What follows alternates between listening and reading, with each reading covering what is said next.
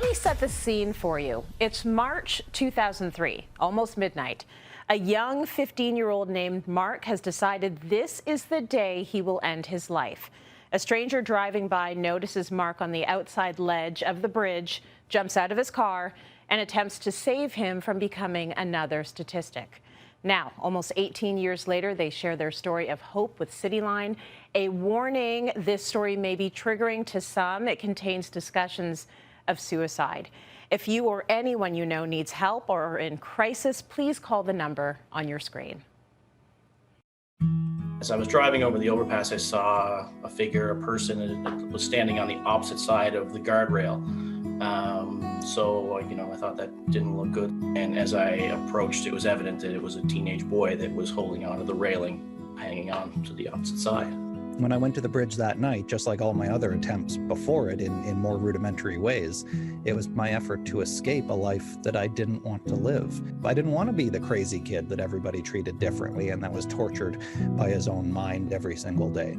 I felt like I had talked to so many experts, so many doctors, that there was nobody left. I felt like if all these really smart people can't help me, maybe it means I'm unhelpable. I didn't ask him what was wrong or I didn't want to trigger anything in him at all.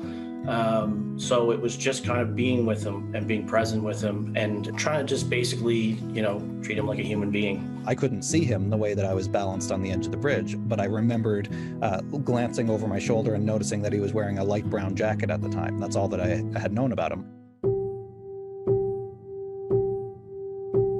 I can still swear to this day I heard a group of young men off on the sidelines, and I could hear them laughing. And the number 3 stands out to me. I feel like there were 3, maybe 4 of them laughing, and one of them shouted out for me to jump. He said, "Jump, you coward." And when he said that, I let go of the railing, and it was more like just falling, like I had given up, I felt like. I could feel the edge of the concrete under the arches of my feet begin to shift. I started to pitch forward, and as I did, I felt the wind blow around my body and on my face and through my hair, and it felt free. Then an arm reached around my chest. A hand grabbed the back of my shirt. The man in the light brown jacket later told police that my body was completely limp when he grabbed me, and he dragged me backward over the railing. I talked about that incident for many years after, but I never knew what ever happened to the boy on the bridge. It always kind of weighed on me because I always wondered if, he ever went back and tried to do it another way, if he was still around. I never knew anything about him. When I was standing on that bridge, my perception was so collapsed that I only had that one choice.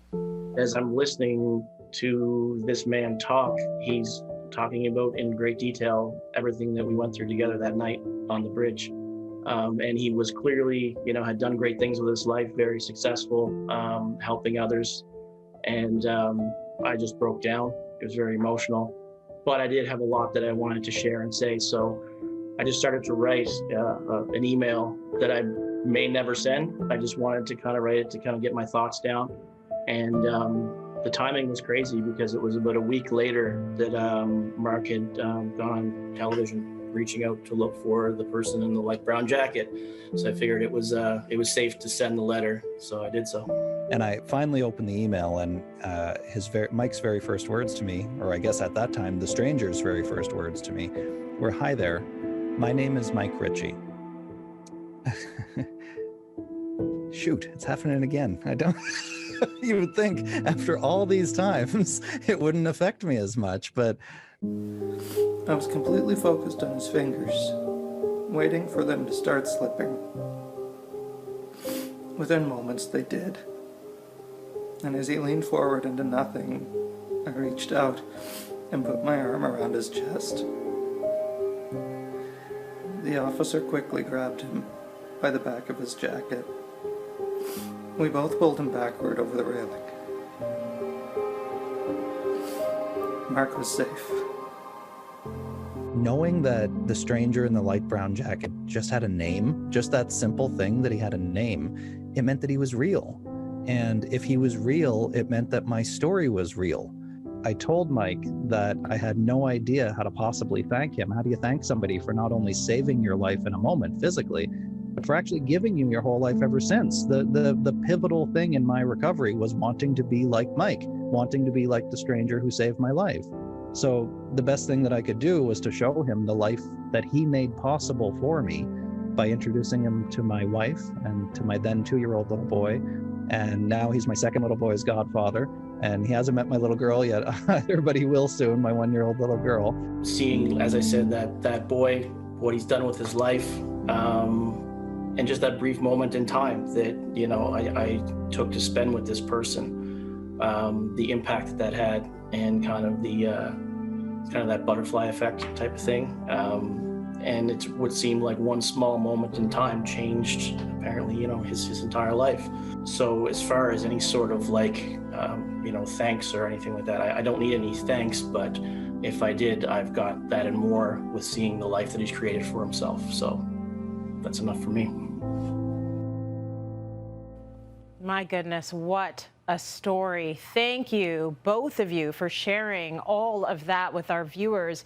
It is such an amazing story of sadness, resilience, friendship, and perseverance. Mark, thank you for joining us. You've come such a long way from that 15-year-old standing on the bridge to the author of So-Called Normal, a memoir about your journey with mental health. Tell us how that night on the bridge with Mike was a turning point to get you to where you are today. Well, thank you, of course, for having us to have this conversation. And I wasn't expecting to get so emotional. And, you know, I've told this story so many times. I just wrote a whole book about it. But it still affects me so deeply, especially now when I see the family and the wonderful life that I have. Because when I was a 15-year-old kid, when I had climbed up over the railing of that bridge in my hometown in Sydney, Nova Scotia, I felt like I was a lost cause. I had become a frequent flyer of the mental health system by then. I'd been in and out of hospital more than half a dozen times, and I felt like I was unhelpable, unfixable, and that was the inevitable end, was for me to kill myself. And if it wasn't for this man, for Mike, I never would have had the opportunity to prove to myself that didn't have to be the end, that my life could be so much more, and it's become so much more. It's beautiful to see, but there's no way to go back and look at that story and not feel it in your bones. It is just so emotional, and you bring us right back to that spot. So I want to go over to Mike now for a moment. Looking back on the events that unfolded 17 years ago, how would you say that night changed you? I've had a lot of time to reflect on kind of the weight of the story itself. And one thing about it is it's a dark story. It's a very dark story with a happy ending, which I don't think we get to see too much or too often these days. Mm-hmm. And I think what I take away from that is that, you know, no matter how bad things get, there's always that chance at hope. So if anything that I've taken from that going forward, it's just that maybe I'm a little more optimistic going forward in life. And yeah, you really hit it. Right now, it feels like we've got a real lack of optimism. There is not a lot of good news. It's a tough time for a lot of people. So to Mark now, with so many people having a hard time during this pandemic, what do you think people need to get them through these unprecedented times? What can help?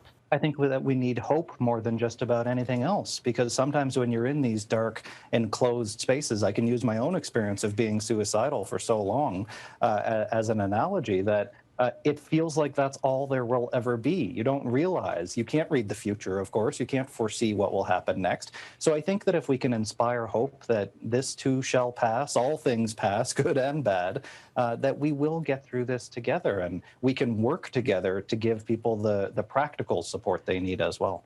Let's talk a little bit, Mark, about all of the wonderful people who show up every day to help those who are in crisis, and they do the hard work so that kids like you have a chance to see their future happen. Do you have a message for all of them? Well, when you're working in the field, and I had a bit of this experience myself working as a mental health clinician with 16 to 24-year-olds, you only see kids at their worst. You only see people when they're struggling, when they're most vulnerable. And when they go on to do successful, beautiful, wonderful things with their life, they don't need you anymore. And that's a good thing. That's the way it's supposed to work.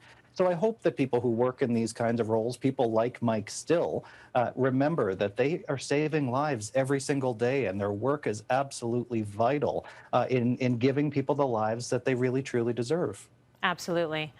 Before we go, I need to ask Mike this. Mike, what made you stop that day? So many people walk by and they mind their own business, and they're not thinking that it's their responsibility to jump in and save a life or to help or to reach out a helping hand. What was going through your mind in that moment that made you stop?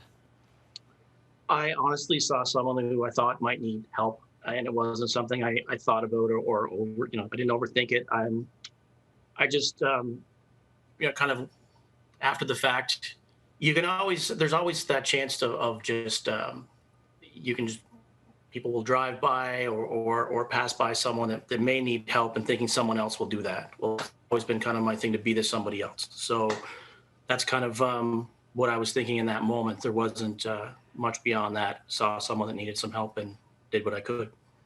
It is a lot, that's not nothing. That is a lot. So thank you for that. And I hope that everyone watching and all of us can learn a lesson from that. Stop and help. It could change a life. Thank you both for sharing your inspirational story. Mark's book, So-Called Normal, a memoir of family depression and resilience, is available now. And I want to mention again, if you or anyone you know needs help or are in crisis, call the number on your screen.